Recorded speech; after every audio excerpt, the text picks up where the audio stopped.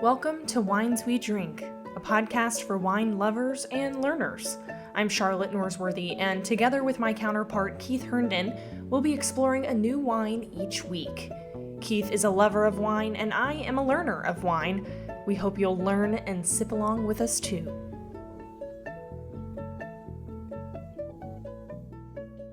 Welcome back to our podcast, Wines We Drink. I'm Charlotte Norsworthy, and I'm joined by my co-host Keith. Welcome back. Hey, Charlotte. In our last episode, we drank a wonderful Cabernet Sauvignon from Napa Valley's Maryvale Winery. So if you missed that episode, you can find it posted anywhere you get your podcasts.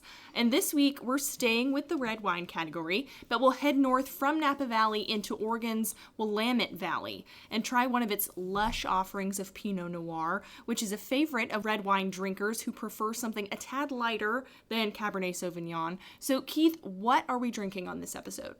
Charlotte, there's so many wonderful Pinot Noirs from the Willamette Valley that you'd be hard-pressed to go wrong picking any one of them. Almost any selection you make from the Willamette Valley Pinot Noir is going to be delicious. But for sentimental reasons, as well as taste, I selected an amazing wine from the Archery Summit Winery. My wife and I spent a lovely day there on one of our many wine sojourns, and it holds a special place for us. So, in fact, if you look over to your shoulder, you'll see a photo on the wall there that I took in the vineyard there. So you can see that Archery Summit is it's a special place on earth. And it has a permanent place in your home now. It does. So before we begin drinking the wine you've selected us, why Pinot Noir? What do wine drinkers expect from this varietal? Well, in the last episode when we talked about Cabernet Sauvignon, we talked about France's Bordeaux region is what made Cabernet Sauvignon famous, right? Well, for Pinot Noir, we can thank France's Burgundy region for its fame. Pinot Noir is the grape that gives power and expression to the French Burgundy. But it is a grape grown in many, many places around the world, and I especially love what the vineyards and the winemakers of Oregon produce. They have taken the Pinot Noir in many different ways, and I just think that it's such a wonderful, wonderful expression of the Pinot Noir. So let me step back and say that Pinot Noir in many ways is the opposite of the Cabernet Sauvignon grape that we tasted last week. Pinot Noir is a thin-skinned grape, and it grows in tight bunches that makes it susceptible to disease. And because it's a tight bunch, the temperature swings can affect it because it doesn't get enough airflow. So it's a really challenging grape to grow. But grape growers, especially those in Oregon, and have learned how to overcome those challenges. And because of that, there's a lot of amazing wines that come from it. And so you've already decanted today's bottle, and already just looking at it, I can see the color is way less intense than the Cabernet that we drank. Last episode, I was saying earlier that just the light coming in through the decanter, there's a beautiful red cast on the countertop, and we can see slam through it, versus with the Cabernet, that reflection was not appearing. Yeah, that's a great observation, Charlotte. I mean, Pinot Noirs show off their ruby or scarlet red color, but they're also much more translucent. It's a lighter style of red, and I think that contributes to a wine that is very inviting for novices as well as connoisseurs, right? Well, and maybe it's inviting for me too, just because rubies are my birthstone. So I have a good feeling about this wine, okay? Excellent. So before we drink this wine, tell me exactly which wine from Archery Summit we're going to be drinking today. So this is the 2013 Premier Cuvée, which the Vivino app ranks as among the top 1% wines of the world, the same as the Cabernet Sauvignon that we tasted last week. So let's get to drinking this wine. I'm going to pour us a couple of glasses if you're ready to go, Charlotte. I'm ready to go. Okay, so that nice red, ruby red is going into the glass here. Wow. And another top 1%. You're really spoiling us here on this podcast. I can't say I'm complaining. So before you taste this wine, Charlotte, let's go through the routine that we started in the last episode. I want you to gently swirl the wine in the glass and then take in the aroma. Can you tell me what the swirling does? Is that just a neat trick? No, it's actually releasing some of the aromas. So right? like an extra aerating step. Right. Yeah. It's just a way to get the wine to release some of its aromas into the glass. Wow. Yeah, it's definitely not as bold as I remember the Cabernet being. I'm still getting some initial fruity elements, and dare I say, maybe some cherry is happening. Again, I feel like I may be wrong, but I'm just going to speak from the heart here. But I'm also maybe smelling some flowers or some floral notes. A much lighter smell. Excellent. It's interesting that you mention those floral notes because the tasting notes talk about rose petal. Oh, wow. Okay. A romantic wine. So go ahead and take your first sip. Oh, wow. I love this. Let me just say, first reaction is that I just absolutely love this. I do tend to gravitate towards sweeter things, and it definitely comes across way lighter than a Cabernet. I'm getting a lot of fruit, and those florals come through on the palate. Our wine word last week was tannins, which is that sensation of getting a drying sensation in your mouth, and I don't get that here.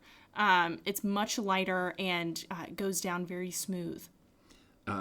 Charlotte, you may have to start training, your taste buds because you're getting it, right? You're getting it. So, I think that it's really interesting. This is a wine that it opens with a really big scent of the black cherries. Right. And then you mentioned the florals, and I'd mentioned already that the wine notes talk about rose petal. But you also, do you get a hint of vanilla? I get some vanilla in this wine. That's where there is some warmth coming in. There's a lot of lightness, but then at the very end, there's some warmth coming in. And yeah, vanilla is it, and maybe even some other spices coming through. Absolutely. Here again, the tasting notes uses the word savory spice. Wow. To help describe this wine. Maybe I'm a professional after all, people. I think that the specific wine we're drinking today, with a few years it has in the bottle, because this is a 2013 vintage, it's even developed a little more elegance, right? There are no, and you mentioned this, there are no overreaching tannins to this wine. Right? It's going to finish really nice and bright, and I even think there's some minerality in there, some minerals. What do you mean by that? Almost some hint of earth, if you will. It's bringing out that sense of the soil that it was grown in, right? It's expressing that in some ways. Yeah, I definitely feel as though my palate is being more in tune with the ways of the earth. So that's great. So, it's also, the Cabernet that we drank in our second episode, which was our first tasting episode, was 14.7% alcohol by volume. And that was a little bit more robust, right? Well, this one is 13% alcohol by volume. And so that makes it kind of certainly a lighter wine. And you kind of picked up on that when you were tasting it. Absolutely. And, whenever you say the distinction, 14.7 versus 13, that doesn't sound like a big jump, but just in tasting it, they're two totally different palates. Mm-hmm. Actually, it's quite a difference, I think, in terms of the level of alcohol and what that does to the type of wine and its texture and its boldness, if you will. 13% is a much more lighter wine. It doesn't linger on the tongue as long. That's a good way of saying it, I guess. Right. So for this podcast, when we're drinking our wines, we're treating this more as a wine tasting, and that we're not really sharing these bottles over a full meal. If we were to have this over a full meal and coming from Oregon, oh my gosh, this is just an amazing wine as a complement to some grilled salmon. You're going to make me hungry. I think it would also pair really nicely with some duck, right? And its lighter approach would make it a nice wine for vegetarians. You know, we often sometimes think of pairing wines with meat, right? And we often hear that.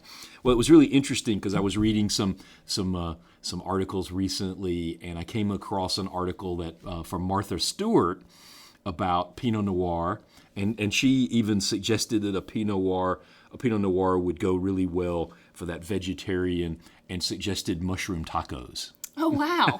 Okay. As an I'll example. have to try that right, one day. Mushroom tacos as an example, right? Well, and that's very true what you mentioned. I mean, I often have always thought about wine pairings as going with a protein, and I guess mushrooms would still qualify as a protein in this case. But can you tell me maybe a little bit more about what happens when you have the right wine pairing with a dinner? Does it change the taste of the wine in your mouth, or what is it that's happening in that taste? I don't think it changes the taste of the wine. I think it's like you're organizing a concert, right? And the wine and the food come together to create this wonderful experience together, right? And you want the wine and the food to be complementary, right? Right. And you just don't want that competing. You don't want that competition in your mouth. You want the wines to complement each other. And so this type of a wine, a Pinot Noir, would probably not, because it is not as bold and robust. It doesn't have those tannins that a Cabernet Sauvignon. So yes, some people would enjoy this with a steak, but it's not as tanninish as, is tannic as a Cabernet would be. And so I would suggest the Cabernet with the steak, and this more with some poultry, like duck or grilled salmon. Some leaner meat. Leaner, yeah. Right. I guess this is a leaner wine, if you will. Yeah, that's a way of going there. Okay. Don't know if I'm mixing descriptors here. Right. No, but that's really fantastic. And so then my next question, continuing on with this idea of food and wine pairings, would you say that it's recommended that you have different pairings for different courses? So could you have the same wine for an appetizer, an entree, and a dessert, or would you have to select different individual pairings? Oh no, I think here again, I don't think there's any hard and fast rules, right? There's always I always tell people to do what they enjoy, right?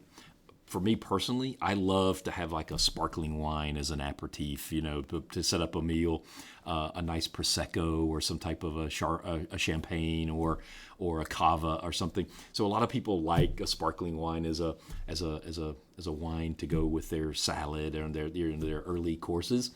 Perfectly fine to do that, and then switch to something else that would be more of a pairing for the main course. Why not have more? I love it. Yes, right. Well, this Rhine has been really great to drink today. And we're at the point in the show where I got to ask, how much are we talking? How much is this wine? The Vivino app pegs the average cost of this specific vintage at around $40, which I think is a very nice value. But I've mostly seen it available at around $50 or higher, right? But again, this is a 2013 vintage, and so it's not widely available. If you can't find this specific vintage, I would suggest going to the Archery Summit website and looking through their more recent releases of Pinot Noirs, and there you will find a range of prices based on their different types of Pinot Noirs that they have there. There's a lot of different styles of Pinot Noir, even within that varietal. And you will find their prices at their website between $50 and $150, between $50 and $150, right? And again, I want to emphasize, with the way we do our podcast, this is not product placement. We're not part of any affiliate marketing with Archery Summit. I doubt they know that we're talking about them today. Yeah, that's important to know. We're drinking the wines you like and you want to talk about here, Keith, not as a marketing affiliation.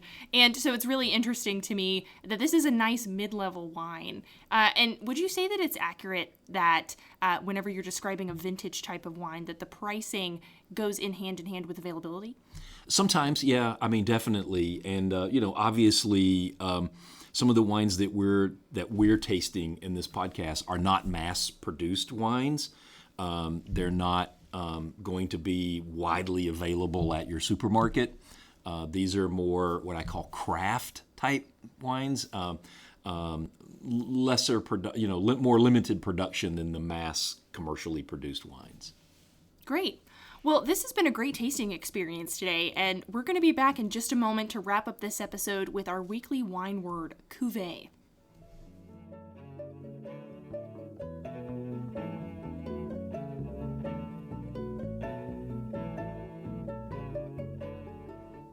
We're concluding each episode with this educational feature, our take on a specific wine word, and today's wine word is cuvée. Keith, that's what's on the label of today's wine we drank. What does it mean? Well, the literal meaning of the French word would translate as vat or tank, right?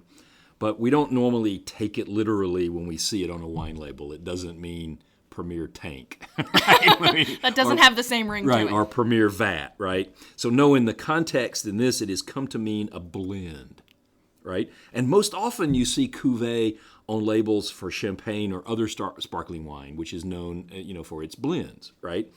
In the case of today's wine, Archery Summit has labeled it a premier cuvée, and by that they mean that it is a top blend or a combination of grapes from several of their estate vineyards. So if you see cuvée on a label, think blend, and then you can dig deeper and find out what is in that blend. Wow. Thanks, Keith. Another wine word mystery solved today for our audience and for myself. So in our next episode, we're leaving the red wines behind and we're turning our attention to the white category. And Keith tells me we'll be drinking a Chardonnay that hails from a winery with grounds that can only be described as a botanical garden. So maybe we'll take a field trip one day. I'm just going to put that seed out there. I can't wait. Thanks for joining us on Wines We Drink. Yes, thanks, Charlotte. And I will say we're leaving red wines behind for a while, but not forever. We'll be back to some future We'll circle wine. back. Yeah, right, definitely. Thanks for listening to Wines We Drink. Listen to our other episodes anywhere you get your podcasts. Be sure to subscribe so you'll be the first to listen to future episodes, and follow us on Twitter @WinesWeDrink and Instagram @TheWinesWeDrink. Cheers.